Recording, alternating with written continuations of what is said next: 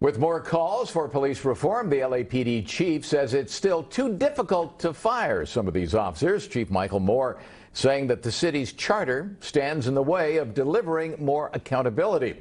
He spoke with the I-Team's Leonard about what he thinks could be done better. The chief tells us he's also been frustrated by his inability to take fast action and quickly remove police officers from the department when there have been cases of obvious misconduct. The change I'm looking for, though, is the ability of the chief to be the chief. And it's really not more than that. In a telephone interview, Chief Moore says he'd like to be able to make faster disciplinary decisions, especially in cases where he says it's clear there has been wrongdoing. I'm responsible for him. People hold the chief of police accountable, and yet I don't have the authority. And so I think it's an opportunity for reform. Instead, the LA City Charter requires a secret administrative trial in which officers are judged by a panel of LAPD commanders and one outside appointee.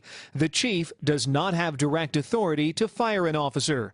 Compare that with other departments in California and around the U.S. where near immediate decisions can be made. For example, in Minneapolis, after George Floyd was killed and the actions of officers recorded on body-worn video, 4 officers were fired within days.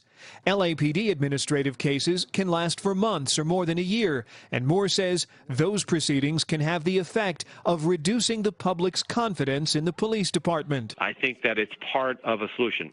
I also believe that the ability to talk about discipline more freely will demonstrate to the public our transparency and that we hold our people accountable. The chief says in one case that troubles him, the administrative board allowed an officer to keep their job, even when Moore says the conduct was so bad the officer should have been fired. Now Moore says he has no choice but to keep that officer on the payroll. And because the current system is written into the city's charter, changing the rules is really difficult. I'm investigative reporter Leonard, NBC4 News.